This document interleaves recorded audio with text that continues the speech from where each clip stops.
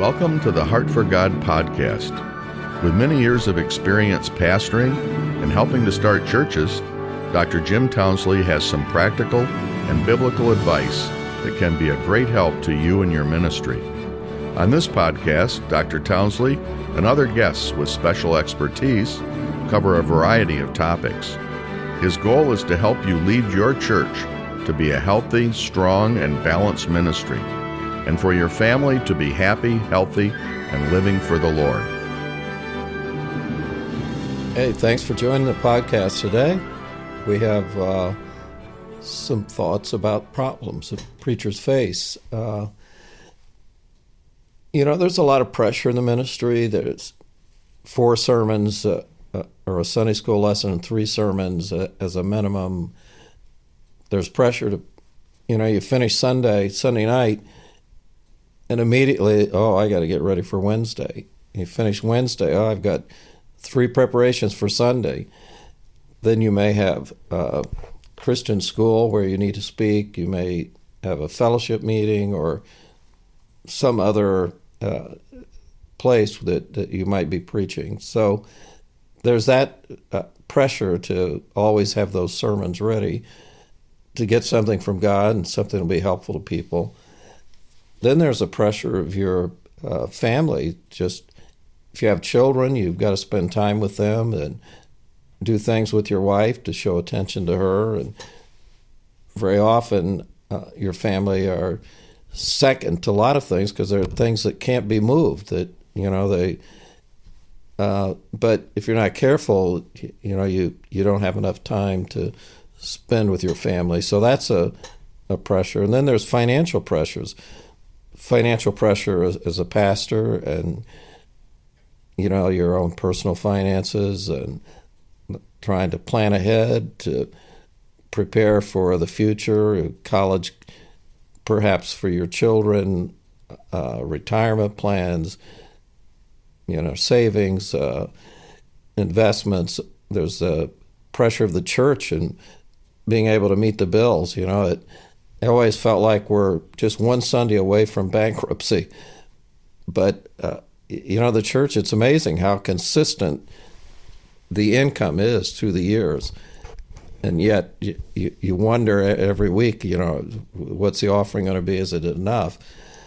And then there's building programs and, repairing and fixing things. And then, of course, the ministry itself of soul winning, trying to disciple people, and frustration of people that don't follow your advice and keep having problems and family problems and all these different things that, I never felt pressure many, many years in the ministry, but the pressure was there.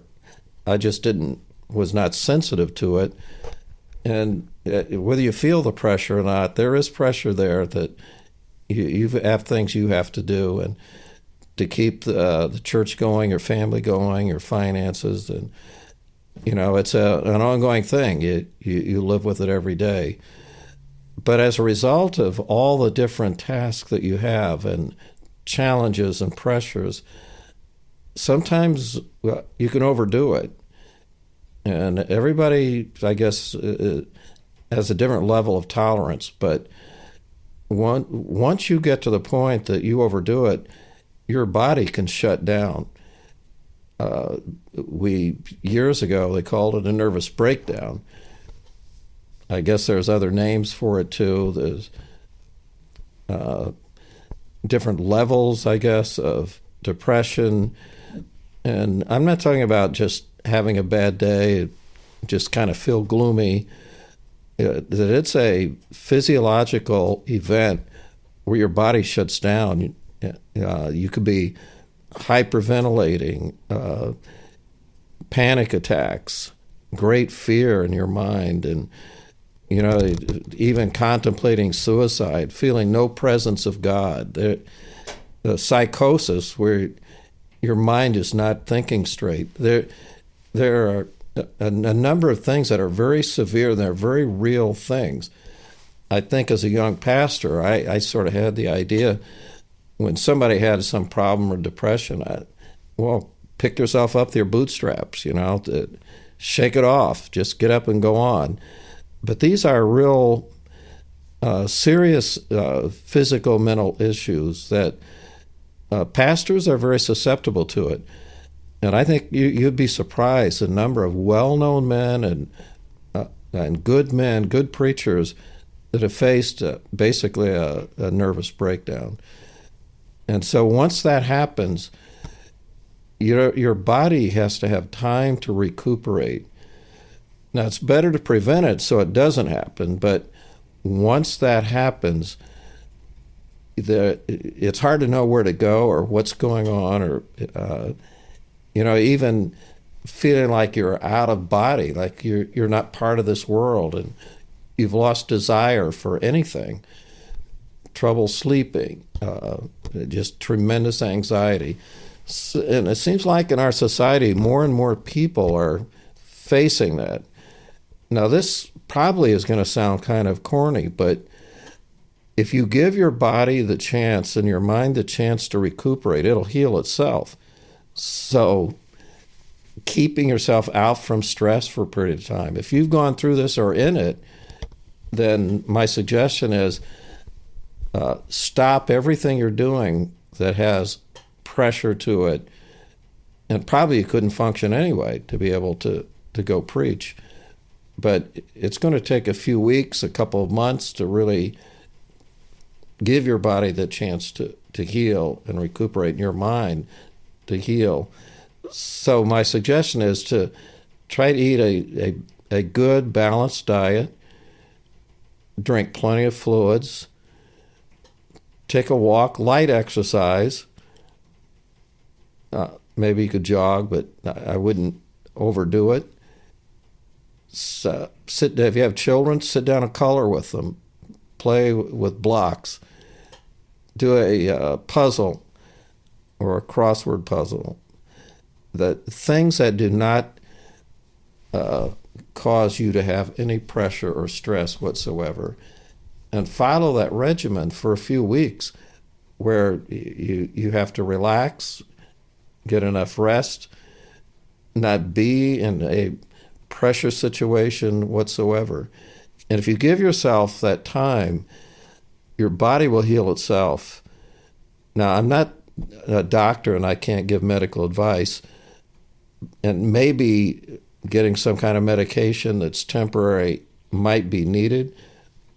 However, just as a reminder, your body has to cure itself. The medicine does not cure you. It helps you to continue so that you can function, but it does not heal your body and the problems that you have. Your body has to do that. And so putting your body and your mind in the best position to do that will help you to heal. And after a couple of months, you should be able to function again. And after a year, it should be like nothing happened. Although you do have to be careful, you can push yourself to the point where it would come back. But I would think at that point you'll be more aware that you see it's coming on, where probably you didn't see it before. So I really think that you have to recognize that it is a real thing, and you don't want to get to that point. But if it does happen, then you need to take the time so that your body can heal, because you're of no value to anybody when you're like that. To have great fear, and some even thoughts of suicide, sometimes even a psychosis where you don't even know what's going on or keep repeating yourself. I mean, it's a pretty serious thing. But the best thing is prevention. Don't let it happen. So my suggestion is that, I don't want to cause people to be lazy, and I don't want you to spend all your time on hobbies, but there has to be a balance.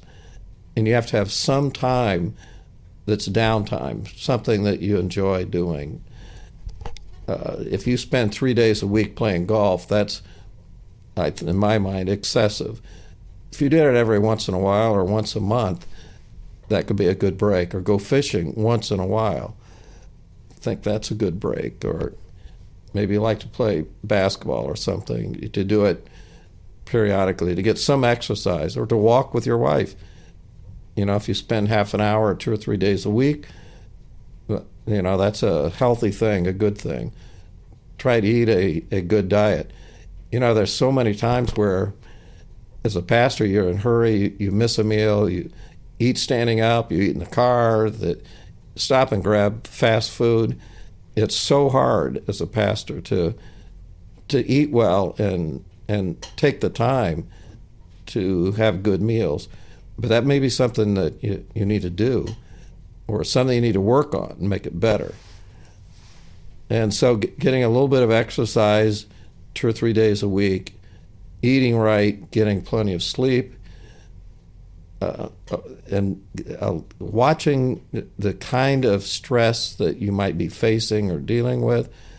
So you might need extended time. You might, I think, taking a vacation for a couple of weeks at least every year. Maybe if you've been there quite a while, maybe more than that. It could be 3 or 4 weeks a year. That, I didn't want to miss more than one Sunday, so I'd be going like 10 days. I'd go on a Monday, come back on a Friday, but I'd just be gone one Sunday. And I think that probably was not wise. To take some extended time is a good thing, and the church will go on. If you're just starting, maybe you don't have anyone to fill in, and maybe you can't be gone, but that should be short-lived. You need to have time away.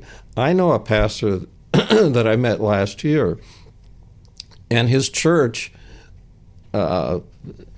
periodically, I think it was every 4 years maybe, or every 3 or 4 years, that they gave the pastor a 3-week sabbatical. And what he did is he spent a week with his family, and they just went to a cabin or something, spent a week at home just catching up on some things and taking care of things, and then spent a week with just he and his wife. I thought that was a good idea. Now, everybody's situation is not the same, but that could be a good positive thing. And to realize that the ministry is what God's called you to do, but you also can't do the ministry if you're not healthy, if you're not well. And so preventative measures are the most important thing, so that you don't have a nervous breakdown, so your body doesn't quit. You might think you're invincible, but let me tell you, you're not. It can happen to anyone. And so be very, very careful to look at your life, your timing. Make it a balanced approach to the ministry, so that you have time for your family, you have time for yourself, you have time for the church and ministry. You can't build a church in a 40-hour work week, not in the ministry, and it's different. You're not punching a clock, you're not stuck in a factory. You have a variety of activities and things, but it is all-consuming, so you have to make sure you spend the time to do what you need to do. So just some advice and helpful hints, and hopefully you'll take some of these things to heart, and maybe that'll be a blessing to you. Thank you for listening. If you enjoyed the podcast, consider sharing it with a friend. You can also follow at Dr. Townsley on Twitter or on Facebook at Jim Townsley.